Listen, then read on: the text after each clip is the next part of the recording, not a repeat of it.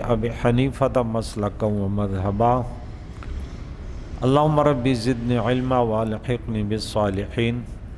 اعوذ باللہ من الشیطان الرجیم بسم اللہ الرحمن الرحیم وَإِنْ خِفْتُمْ شِقَاقَ بَيْنِهِمَا فَابْعَثُوا حَكَمًا مِّنْ أَهْلِهِ وَحَكَمًا مِّنْ أَهْلِهَا إِنْ يُرِيدَا إِصْلَاحًا يُوَفِّقِ اللَّهُ بَيْنَهُمَا ان اللہ کان علیمًا خبیرا۔ صدق اللہ العظیم۔ سورہ نساء کی یہ 35ویں آیات ہے۔ گزشتہ میں کیا درس تھا کہ مرد جو ہیں یہ عورتوں کے منتظم ہیں، حاکم ہیں، اس لیے کہ اللہ نے بعض کو بعض پر فضیلت دی، اور دوسری وجہ کہ یہ اپنا مال خرچ کرتے ہیں، اور جو نیک عورتیں فرمان بردار مردوں کے پس پشت اللہ کی توفیق سے ان کی عزت آبرو مال کی حفاظت کرنے والی، اور تم کو جن کی عورتوں کے نافرمانی کا اندیشہ ہو تو ان کو نصیحت کرو، اور ان کو ان کے بستروں پر الگ چھوڑ دو، اکیلا چھوڑ دو، اور انہیں تعدیبی پٹائی بھی کر سکتے ہیں جس کو تعدیباً کہتے ہیں، اور اگر وہ تمہاری فرمان برداری کر لے تو ان کے خلاف کوئی بہانہ نہ ڈھونڈو، بے شک اللہ نہایت بلند اور بڑا ہے۔ وَإِنْ خِفْتُمْ، اور اے مسلمانوں اگر تمہیں خوف ہو، شقاق بینہما، ان کے درمیان جھگڑے کا خطرہ ہو، تو میاں بیوی تو فَبَعْثُوا حَكَمًا مِّنْ أَهْلِهِ وَحَكَمًا مِّنْ أَهْلِهَا، تو ایک فیصلہ کرنے والا منصف مرد کے طرف سے مقرر کرو، اور ایک منصف فیصلہ کرنے والا حاکم عورت کے طرف سے مقرر کرو۔ إِن يُرِيدَا إِصْلَاحًا، اگر یہ دونوں اصلاح چاہتے ہیں، يُوَفِّقِ اللَّهُ بَيْنَهُمَا، اللہ ان دونوں کے درمیان، عورت اور میاں کے درمیان اتفاق پیدا فرما دے گا، بے شک اللہ تعالیٰ علم رکھنے والوں خبردار ہے، سب کو جانتا ہے۔ یہاں دیکھیں کتنی پیاری بات ہے کہ میاں بیوی کے درمیان اختلاف تو ہوں گے، لیکن ان کے اختلاف کو کوئی بھی دنیا میں خود ان اختلاف کو دو لڑنے والے ختم نہیں کر سکتے، بلکہ وہ اختلاف بڑھے گا۔ جب بھی کوئی اختلاف ہو، اگر اس میں جرگی کی صورت نہ ہو، بڑوں کی طرفین سے کچھ لوگ نہ ہوں، تو سوائے فساد کے ایک دوسری بات نہیں ہوتی۔ ہمارے شہر کراچی میں اکیلے ہوتے ہیں۔ کل بھی میں نے یہ بات کی کہ پھر نہ لڑکی والے کی طرف سے کوئی جرگہ آتے اور نہ لڑکے والے کی طرف سے، بس لڑے جا رہے ہیں، بولے لڑ، یہ غلط طریقہ ہے، کیونکہ قرآن کے حکم کے خلاف ہے نا۔ قرآن تو کہتے ہیں نہیں، دونوں کی طرف سے منصف تو ہوں گے، فیصلہ کرنے والے تو ہوں گے۔ یہ جو دو مقرر کردہ منصف ہیں، کیا انہیں حاکم کی حیثیت سے یہ حصہ لیں گے یا وکیل کی؟ اس میں فقہاء کا اختلاف ہے۔ امام شافعی، امام مالک کے نزدیک یہ منصف جو ہے، فیصلہ کرنے والے جو ہیں، یہ حاکم ہیں، اور ان منصفوں کو از خود یہ اختیار ہے کہ وہ مناسب جانے تو خاوند اور اس کی بیوی کی نکاح کو فسخ کر دیں یا ان کو برقرار رکھیں۔ کسی ایک پر کوئی کسی چیز کی ذمہ داری ڈال دیں، جیسے جس کے پاس اختیار ہوتا ہے، حاکم ہوتا ہے، یا ان کے نکاح کو فسخ کر دیں۔ امام ابو حنیفہ، امام احمد، یہ دو ائمہ جو ہیں، ان کے ہاں ان منصفوں کے پاس جو اختیارات ہیں وہ وکیل کی حیثیت سے ہیں، اور ان کو اختیار نہیں ہے الا یہ کہ زوجین کو فسخ نکاح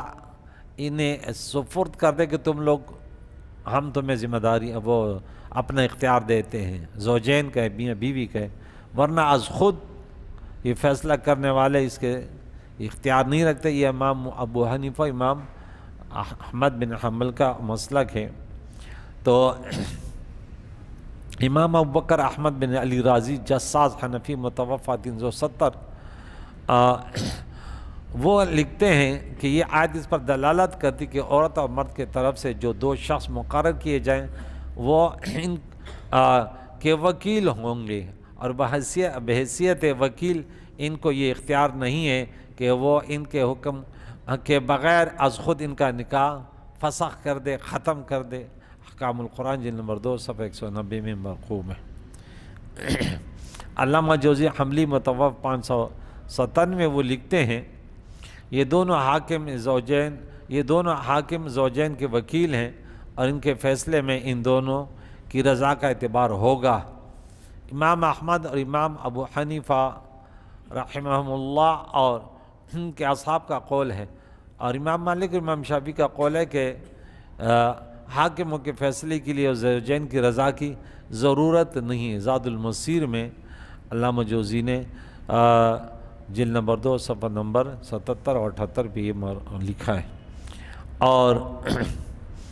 علامہ ابو الحسن علی بن محمد ماوردی بصری وہ لکھتے ہیں کہ جن دو شخصوں کو بھیجا جائے گا اس کے متعلق دو قول ہیں، وہ وکیل ہیں اور ان کو از خود زوجین میں تفریق کا اختیار نہیں ہے۔ دوسرا قول یہ کہ وہ حاکم ہے اور ان کو اختیار ہے، حاکم کو اختیار ہوتا ہے، وکیل کو اختیار نہیں ہوتا۔ اسی طرح علامہ یحییٰ بن شرف نووی رحمہ اللہ 676 متوفى لکھتے ہیں کہ زیادہ ظاہر قول یہ ہے کہ یہ وکیل کے حیثیت سے ہوں گے، حاکم کی حیثیت سے نہیں ہوں گے۔ اس طرح قاضی ابو بکر محمد بن عبداللہ ابن العربی مالکی لکھتے ہیں کہ ابن عبداللہ ابن عباس سے صحیح روایت ہے کہ یہ دونوں شخص حاکم ہیں،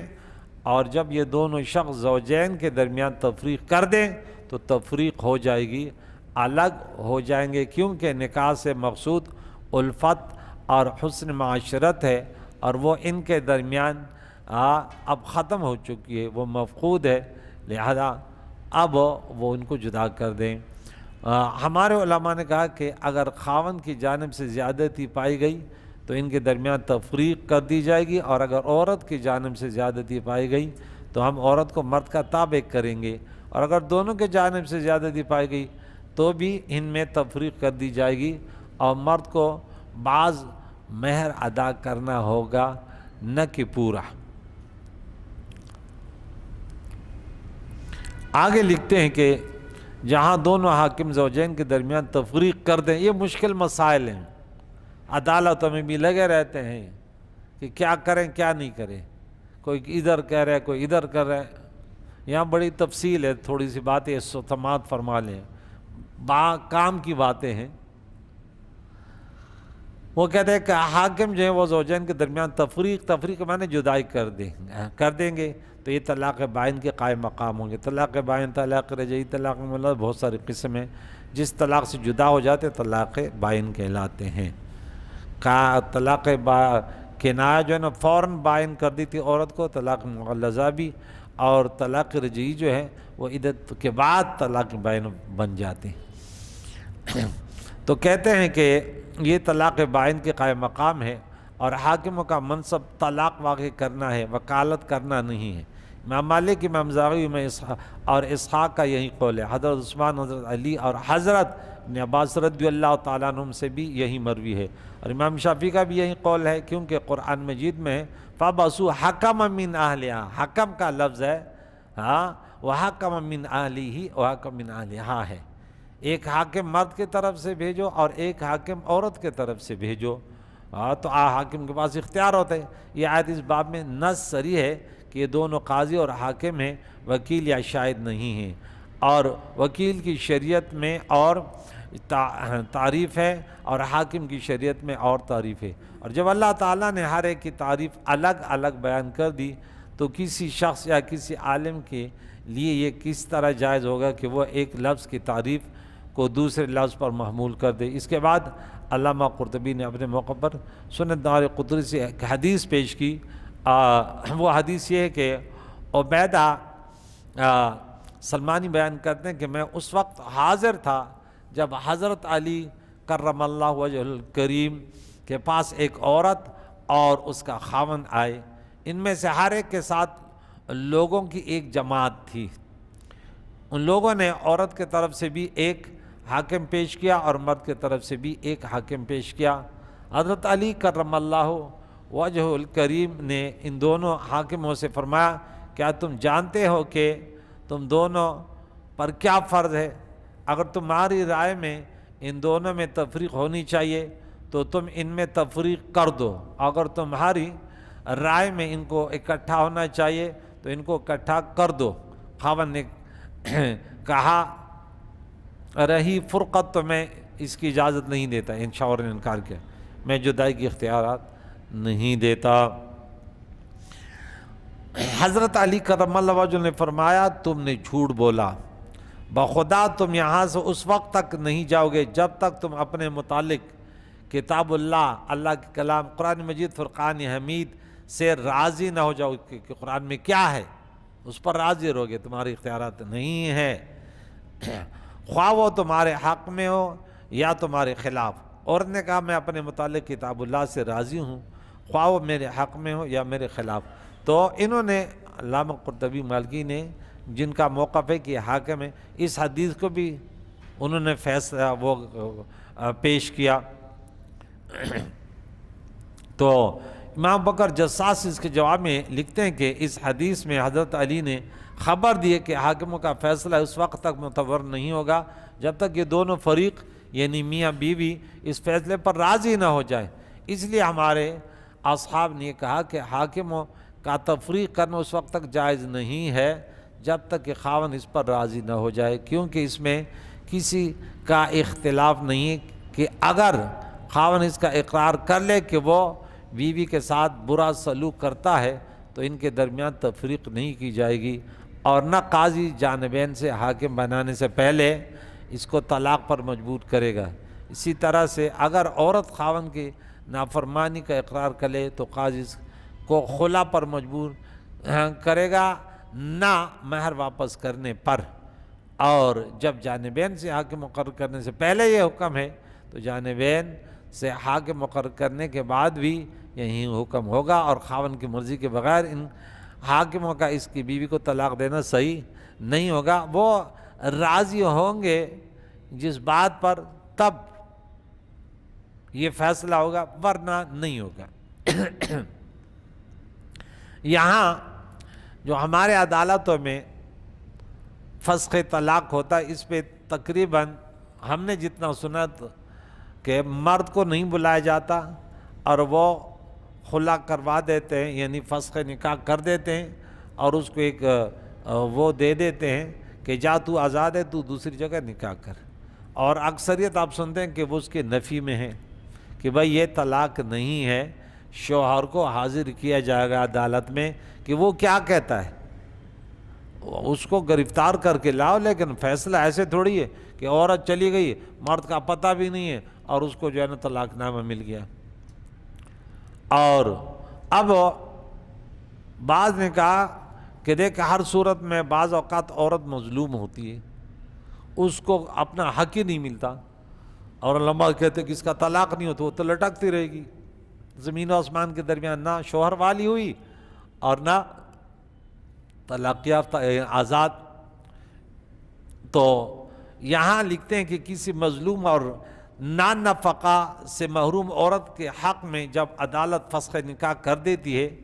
کہ وہ محروم ہے عورت، بالکل اس کو نان نفقہ نہیں ملتا، اس کے حقوق پامال کیے جاتے ہیں، اور پھر بھی شوہر اپنے آپ کو غائب رکھتا ہے کہ چلو مولوی نے بولا نکاح فسخ نہیں ہو سکتا، تو اور اس کے کو دوسری جگہ نکاح کرنے کی اجازت دے دیتی ہے حکومت۔ تو اس پر بعض علماء کرام یہ اعتراض کرتے ہیں کہ اگر عدالت کے فیصلے کی بنا پر اس نکاح کے جواز کا دروازہ کھول دیا جائے تو جو عورت بھی اپنے خاوند سے نجات حاصل کرنا چاہے گی وہ عدالت میں جھوٹا دعویٰ دائر کر کے اپنے حق میں فیصلہ کرا لے گی۔ تو اس کا جواب کیا ہے کہ ہم اس لیے کہتے ہیں کہ عورت کے لیے دروازہ نہ کھل جائے، ورنہ تھوڑی سی لڑائی، عورت ویسے بھی کمزور ہے، بلکہ اتنا وہاں کے اس کو یہ مل جائے گا۔ تو ہم پہلے ایک حدیث بیان کرتے ہیں کہ امام بخاری روایت کرتے ہیں کہ پیارے آقا دو جہان کی زوجہ حضرت ام سلمہ رضی اللہ تعالیٰ عنہ بیان کرتی ہیں کہ رسول اللہ علیہ وسلم نے حجرے کے دروازے پر کچھ لوگوں کے جھگڑنے کی آواز سنی. آپ ان کے پاس باہر گئے اور فرمایا میں صرف بشر ہوں، ہاں اللہ نہیں ہوں، خدا نہیں ہوں، میں انسان ہوں. ٹھیک ہے نا، بشر کا یہ معنی نہیں جو عام لوگ لیتے ہیں. وہاں پہ عبدہ و رسولہ بشر مثلکم کہ تم ان کو خدا نہ کہو، یہ اللہ کے بندے ہیں. میرے پاس لوگ اپنے جھگڑے لے کر آتے ہیں اور ہو سکتا ہے کہ تم میں سے کوئی شخص اپنا موقف زیادہ وضاحت سے پیش کرے، وہ زیادہ وکالت جانتا ہے، زیادہ باتیں کرنا جانتا ہے، اور میں اس کو سچا گمان کر کے اس کے حق میں فیصلہ کر دوں. 100 بفرض مال اگر میں کسی شخص کو کسی مسلمان کا حق دے دوں تو وہ صرف آگ کا ٹکڑا ہے، اس کے لیے جائز نہیں ہے کہ وہ سمجھا کہ میں نے بھاگ دوڑ کر لی اور میں نے بچ چھپا دی. اگر تمہارا نہیں ہے تو عورت اگر اس سے کرے گی تو گناہ تو اس کو ملے گا نا. علامہ بدرونی نہیں لکھتے ہیں اس حدیث کی شرح میں، یعنی اللہ کے نبی نے فرمایا یعنی میں از خود غیب اور مخفی امور کو نہیں جانتا جیسا کہ حالت بشریہ کا تقاضا ہے، اور آپ صرف ظاہر کے مطابق فیصلہ فرماتے تھے اور مخفی چیزیں اللہ کی ولایت میں تھی، اور اگر اللہ چاہتا تو آپ کو مخفی امور پر مطلع فرما دیتا، حتیٰ کہ آپ صورت واقعہ کے مطابق یقین کے ساتھ فیصلہ فرماتے. لیکن اللہ نے آپ کی امت کو آپ کی اقتداء کا حکم دیا، اس لیے آپ نے ظاہر صورتحال کے مطابق فیصلہ فرمایا تاکہ امت کو آپ کی اتباع کرنے میں آسانی اور اطمینان ہو. اب حضور نے ظاہری فیصلے اس لیے کیے، حقیقت حال اس نے نہیں دیکھا کہ حقیقت کیا ہے، کیونکہ دنیا والے قیامت تک لقد کان لکم فی رسول اسوۃ حسنہ تو اسی میں ہے نا. تو یہاں پہ یہ فیصلہ اگر اس طرح ہے تو وہ فیصلہ کہتے ہیں نافذ ہوگا، اور آگے قیامت کے دن ہر کوئی اپنے حساب کا ہوگا. لیکن یہاں افراط اور تفریط دونوں طرفوں سے ہے. سب سے پہلے تو لڑکے والے بھی لڑکے کو تنہا چھوڑا ہوئے نہیں آتے، لڑکی والے پھر بھی آ جاتے ہیں. لڑکے والے کے پاس سگے بھائی ہیں، ساتھ رہتے ہیں، وہ کہتے ہیں نہیں بھائی ہم بیچ میں کیوں پڑیں یہاں، کیونکہ ہمیں تربیت نہیں دی جاتی نا، ہم قرآن سے دور ہیں، حدیث سے دور ہیں. وہ سبحان اللہ والی تقریر تو سنتے ہیں لیکن یہ باتیں تھوڑی سنتے. یہ تو اس کو تفصیلاً آپ سنو گے کہ کس قدر علماء نے اس پہ لکھا. اگر فیصلہ ہوگا تو ظاہری جو وہ ہیں شواہد ہیں اس وہ حق کا نافذ تو ہوگا، لیکن اللہ کے نبی نے یہ بتا دیا کہ دیکھ اگر آپ نے غلط گواہ وغیرہ پیش کیے. اب یہاں ایک مثال میں دے دوں کہ علامہ شامی رحمہ اللہ لکھتے ہیں کہ فسوق سے مراد ایسا فیصلہ ہے ان نساء کا فسخ کرنا. دیکھیں ایک واقعہ سناتا ہوں پھر، جو عقد کے حکم کو فسخ کر دے، لہذا یہ طلاق کو بھی شامل ہے. اور اس کی فروع میں سے یہ ہے کہ ایک عورت نے دعویٰ کیا کہ اس کے خاوند نے اس کو 3 طلاق دے دی ہیں، اور خاوند اس کا منکر ہو، اور اس کے عورت نے اپنے دعوے پر 2 جھوٹے گواہ پیش کر دیے. گواہ تو نہیں تھے نا، اس نے 2، یہاں تو گواہ عدالت میں بیٹھے ہوتے نا، کہتے کتنے پیسے دو گے، اور قاضی نے ان دونوں میں فیصلہ کر دیا کہ بھائی 2 گواہ بھی آ گئے، البینۃ علی المدعی ہو گیا. اس عورت نے عدت کے بعد کسی اور شخص سے نکاح کر لیا، تو اللہ تعالیٰ کے نزدیک اس شخص کا اس عورت سے مباشرت کرنا جائز ہے، حالانکہ انہوں نے تو جھوٹ کیا. کیوں کہ بھائی اس کو کیا بتا، تو فیصلہ ہو چکا تھا، گواہ قاضی نے فیصلہ کر دیا. خواہ اس کو حقیقت حال کا علم ہو، اور ان 2 گواہوں میں سے بھی اگر کوئی اس عورت سے نکاح کرے تو عدت کے بعد اس عورت سے نکاح اور مباشرت کرنا بھی جائز ہے، حالانکہ ان کو پتہ ہم تو جھوٹے ہیں. لیکن قاضی کے فیصلے کو دیکھیں، فیصلہ ہو گیا نا. اور اس کے پہلے خاوند کا اس عورت سے مباشرت کرنا جائز نہیں ہے، اگرچہ وہ تو حق پہ تھا، انہوں نے جھوٹے گواہ بھی، کیونکہ فیصلہ ہو گیا نا، فیصلہ تو نافذ ہوگا گواہوں کی صورت میں، باقی حساب کتاب تو قیامت میں. تو اور اس کے پہلے خاوند کا اس عورت سے مباشرت کرنا جائز نہیں ہے، اور اس عورت کے لیے بھی جائز نہیں کہ وہ اس کو موقع دے، کیوں پہلے شوہر کو نہیں، اس سے چھٹکارا ہو گیا بس۔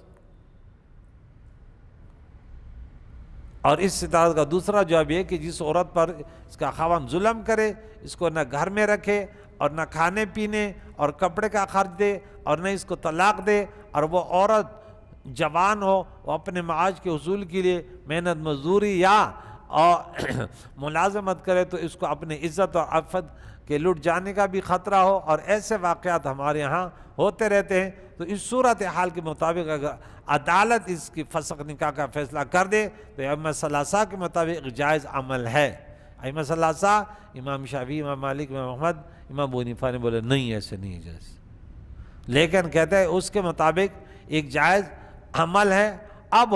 اگر کوئی عورت اس قانون سے فائدہ اٹھا کر جھوٹے گواہوں کے ذریعے شوہر کے آباد نہ کرنے کی فرضی داستان سنا کر اپنے حق میں فسخ نکاح کا فیصلہ کرا لے تو اس کا وبال اس عورت کے سر ہوگا، اور اس کے اس جھوٹ کی وجہ سے اس جائز طریقے کو ترک نہیں کیا جائے گا۔ یا اس کے آگے پھر انہیں اور بھی بہت سارے مثالیں دی ہیں۔ ایک مثال یہ کہ علامہ ابن حجر نے کہا کہ دیکھیں اس کی مثال کتنی پیاری دی ہے کہ زیارت قبور کو اس لیے ترک نہیں کیا جائے گا کہ زیارت قبور میں بہت سارے منکرات اور خرافات اور مفاسد، ناجائز اور برے کام، مثلا مرد و عورتوں کا اختلاط، زیارت قبور میں عورتیں بھی ہیں، مرد بھی ہیں، بے پردگی بھی ہیں، اور دوسرے امور مثلا قبروں پر سجدہ کرنا داخل ہو گئے ہیں۔ کیونکہ عبادات کو ان کے کاموں کی وجہ سے ترک نہیں کیا جائے گا، بلکہ انسان پر لازم ہے کہ ان کے عبادات کو بجا لائے اور ان کے غلط کاموں کا رد کرے، اور حسب استطاعت ان بدعات کی توڑنے کی کوشش کرے۔ یہ مثال دی کہ اگر ایک عورت ایسی کرتی یا کوئی مرد ایسا کرتے، لیکن عام قانون تو ایسے نہیں ہوتا نا، ایک مرد بھی ظلم کا شکار نہ ہو، عورت بھی ظلم کا شکار نہ ہو کہ اس کو لٹکا کے رکھ دے کہ بھائی نہیں ایسے ہوگا تو ہم اس لیے کر رہے ہیں کہ چور دروازہ کھولے۔ بولا اب اگر قبور میں یہ چیز ہو رہی ہے، آپ مسجد میں میلاد میں کچھ لوگ یہ کر رہے ہیں، یا جو ہے نا نعت خوانوں میں وہ غلط طریقے اگر رائج ہو گئے، تو اصل چیز کو نہ چھوڑو بھائی، اس کو یا شادی لے لے، نکاح لے لے، اور ولیمہ میں جو ہے نا خرافات آ گئے تو لہٰذا ولیمہ کو ختم کر دو، نہیں، خرافات کو ختم کرو۔ مسجد میں اگر کل کوئی خرافات ہو تو مسجد کو خراب کرو، نہیں، ان خرافات کو ختم کرو۔ تو یہاں ہماری جو کمزوری ہے کہ خڑی بڑا اندم میان کہتے ہیں، پانی بھی جو ہے نا میٹھے آلا ہے اور مچھلی بھی اندھی ہیں۔ حکومت کے بھی یہ حال ہے، قاضیوں کا بھی یہ حال ہے، برا حال ہے، تو جو پھنس گیا وہ پھنس گیا۔ تو اس لیے طرفین سے میاں بیوی کے طرح دونوں کے وہ آ جائیں، منصف آ جائیں، فیصلہ کرنے والے آ جائیں، اور قیامت کے دن ان سے یہ پوچھا جائے گا کہ آج بھائی بھائی کے ساتھ نہیں جا رہا، اور باپ بیٹے کے ساتھ نہیں جا رہا، چاچا بھتیجے کے ساتھ نہیں جا رہا، ماموں بھانجے کے ساتھ نہیں جا رہا، اور یا اسی طرح عورت کو اس کا کوئی پرسان حال نہیں ہے، اپنا فیصلہ کر ہم نہیں، یہ دنیا تعاون البر والتقوی پر قائم ہے، ایک دوسرے کی مدد کرو، اس فیصلے میں حصہ لو۔ علماء کو چاہیے کہ ان جیسے مسئلوں پر توجہ کریں کہ اگر ایک عورت پھنسی ہوئی تھی، کیوں پھنسی ہوئی ہے؟ ایک اگر وہ شوہر اگر نامرد ہے تو اس کے پاس یہ حق ہے کہ وہ طلاق لے لے، تو بھائی اگر نان نفقہ نہیں دے سکتا بغیر عملی زوجیت سے تو بھائی زندہ رہ سکتی ہے، لیکن نان نفقہ کے بغیر تو زندہ نہیں رہ سکتی، تو نان نفقہ کے نہ دینے صورت وہ کمائی نہیں رہا، ہیرو نہیں بھر گیا، تو بطریق اولا وہ فسخ نکاح وہ کر سکتی ہے،